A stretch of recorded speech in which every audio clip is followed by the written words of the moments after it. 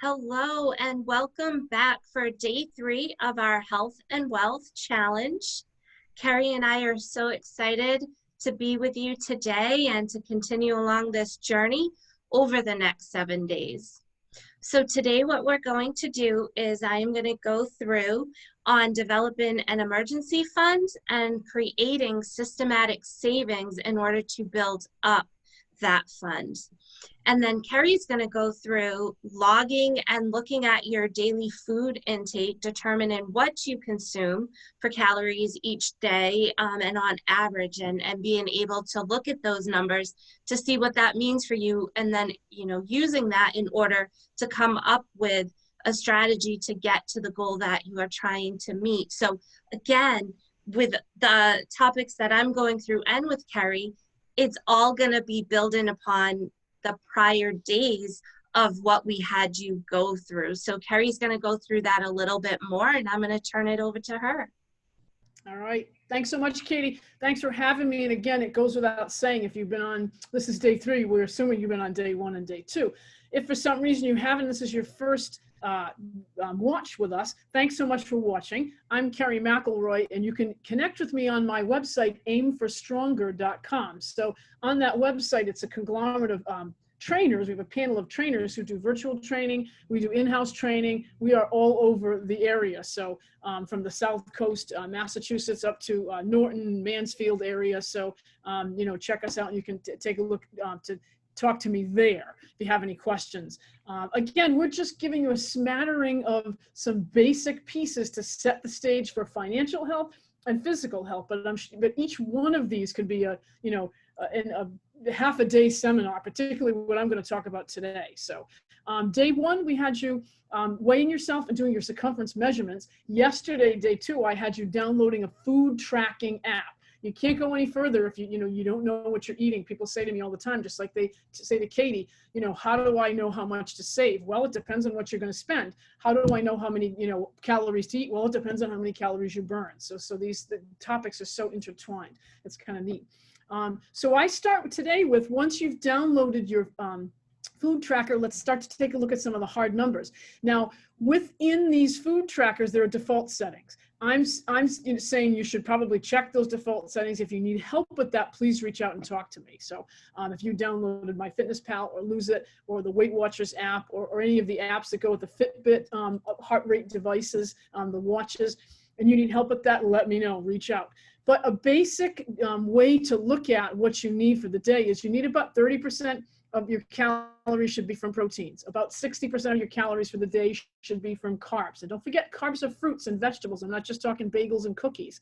People will say, 60%. No, well, you're going to have fruits, vegetables.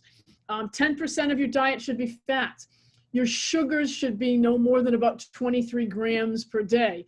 And your sodium should be about 2,300 milligrams. And I made those capital so you can see the difference. So go in, start tracking your food, and then look to see, are you within those numbers?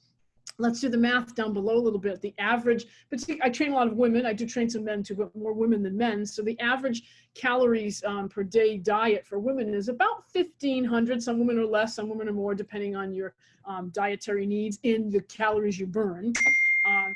So what we're going to do is, let's take a look at some the proteins, carbs, and fats, because what's going to happen is I give you percentages, but your tracking apps are going to give you grams. So how can we make that conversion? So real quick, on a 1,500 calorie day diet, 30%, which would be your proteins, would be 450 calories. So I need to eat 450 calories or thereabouts to get my proteins in. There are 4 grams and 4 calories in a gram. So I'm going to divide by 4. And if you need to know the grams, and you should, because that's how FitnessPal tracks, you should be around 112 grams of proteins a day. Okay. And if you're not sure what a protein is, we can take a look at that too. It goes without saying that lots of people sometimes are unsure what a protein is. We're looking at meats. We're looking at mostly meats. We're looking at soy. You're looking at some of the proteins in nuts, some of the nuts that you can eat. So if you're unsure what a protein is, let me know, okay? Carbs, vast. So 60% of your, and these are standards put together by the American Dietary Association, the ADA. So I didn't just make these up. 1,500 calorie a day diet times 60% gives you 900 calories, your carbs. Again, that's your fruits, your veggies, your crackers, maybe a bagel in the morning, you know, maybe some sweets at night, what have you. All the things that are listed as carbohydrates. And they all have a glycemic index. I'm not going to get too crazy about that, but some have a higher glycemic index than others. You want to eat the ones that are lower glycemic index because you'll burn through them faster. Divide by 4, because again, it's 4 calories per gram. So this time I'm in the 225 range on a 1,500 calorie a day diet. Fat, same thing, except that fats are 9 calories per gram. So we're going to divide by 9, and you're looking at about 17 grams a day for fats. So again, you can go back into all of these tracking apps and make sure that their default settings are around 30% for protein, 60% for carbs, 10% for fats. And some people, I'll look at their food and they'll say, Kerry, how come my grams of sugar are, you know, 80 grams of sugar, and they'll be freaking out. And I'll say, and I'll see on their diets, cantaloupe, you know, a banana. Okay, well, fructose is much different than sucrose. So when I say 25 grams of sugar, I'm really talking about sugar in your coffee, a cookie, you know, candy. We're talking about, you know, like a Kool-Aid type of drink, like a Gatorade, anything that has straight sucrose in it. Okay, so we're not talking about, so you have to, and unfortunately MyFitnessPal doesn't break those two. It just shows you the main amount of grams. So be careful of that. If you start seeing, you know, 100 grams of sugars, take a look at what they're made up of. If you have lots of fruit in your diet, you're fine. Okay, and the same thing with milligrams of sodium. I've seen folks, I'll leave you with this and that we can move on to Katie, but I've seen folks who have not lost weight over the, you know, the course of my working with them, even though they're eating decent proteins and carbs within their macronutrient percentages that I kind of recommend based on ADA standards. And I look at their sodium and it's really, really high. So let me give you an example. I went to Starbucks about a year ago. I always use this example. And I got this little tiny spinach and egg wrap. And Starbucks is great about saying, hey, it's only 280 calories, I think it was. Okay, great. So it's just, you know, a little wrap. And I think, great, that's a great meal. Guess how many milligrams of sodium was in that? It was only 280 calories. And it had, you know, some cheese in it, some eggs, so I'm eating all the right things. And it was a nice light wrap, so it wasn't a high glycemic index to my carbs. The milligrams of sodium on that were almost 1,200. So this little tiny wrap that was worth only 280 calories, I was eating more than half of my milligrams of sodium for the day. And that can really bloat you. That can really make you feel, you know, like it really keep you feeling heavy. So all of these particular numbers really kind of have to work together. So, you know, you can't eat within your protein, carbs, and fat limits, but eating, you know, really high sodium and really high grams of sugar. Everything's got to work together. And it's a process. No shame, no judgment. Just start writing your food down. Start somewhere, just like you weighed yourself 2 days ago. Maybe you don't like that, you know, what you weigh, but that's okay. We've got to have a starting point. So write down, you know, start tracking what you're eating, and then we're going to start taking a look at some of the numbers and getting all these puzzle pieces to come together, hopefully. All right, Katie, over to you. Great. Thank you so much, Kerry. And on that too, as we're going through every day with this challenge, you know, we've mentioned it before, please put comments, you know, within, and even if it, you know, not a certain picture of things, just let us know how you're doing. Let us know if there's questions. You know, we really want this to be interactive. And at the end of the day, we want to be resources to help you. And so, you know, if anything comes up, please make sure that you're, you know, letting us know on that. And with that, what I want you to do today is I want you to, first, congratulations if you have an emergency savings, or even just a savings account, and maybe it's not, you know, where it needs to be, but you've got one.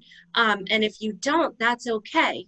I'm going to give you some advice on what I think you should maybe look to set up.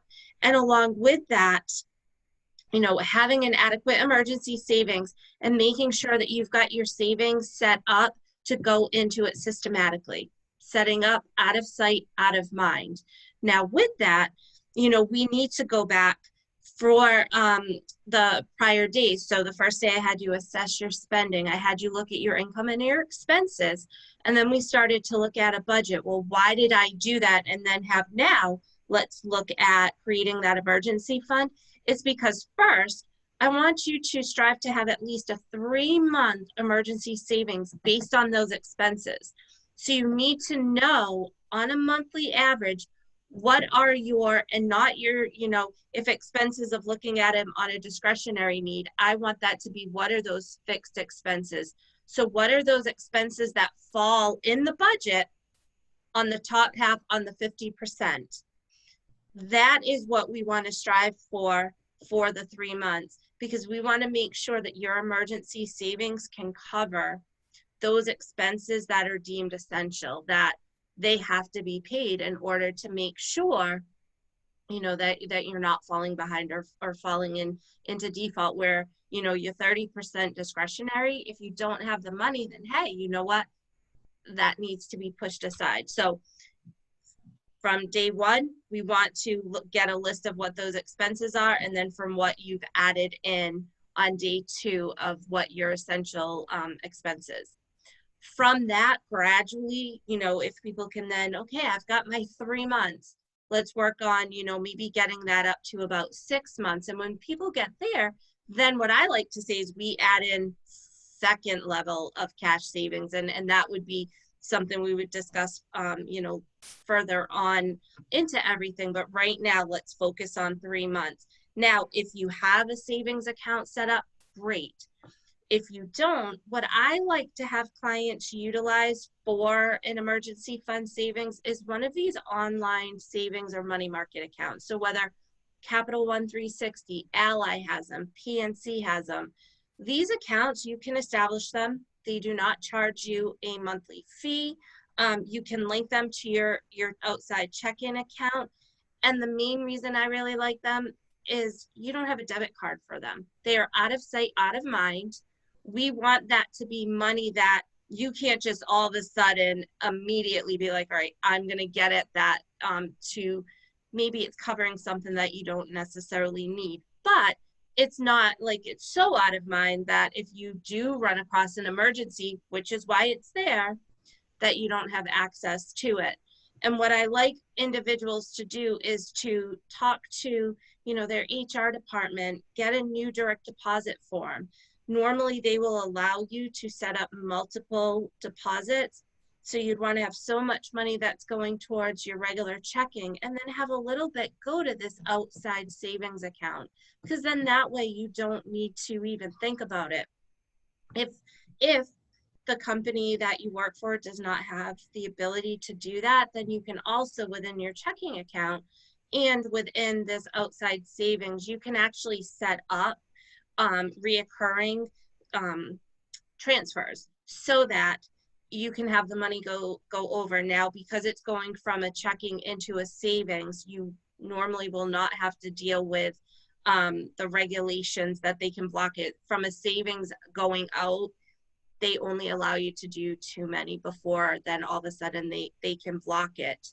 Now, we have we've set up the savings account. We know what our expenses are. Well, how much systematically do we have available to spend? That also goes through to yesterday. So by putting in what your net annual income is on the worksheet, it is going to separate out what you have available for the 50, 30, 20. Right now, I want to focus on that savings amount to be about 5 or 10% of that 20, because I do not want to take all of that right now if there are debts, and we're going to look at that after. But I want to start, have us start somewhere of where you're paying yourself first, and that can then adjust. So right now, again, making sure that you have the savings account set up. So whether it's an existing one that you have, or I will have links below for the Capital One 360, the Ally. Those are 2 great ones to utilize. And also for that, which I'll get into a little bit later, you can name those. So it's a nice account. I like to visualize things, and I'll often say, when you're saving, or if you're saving for goals, put them into different buckets.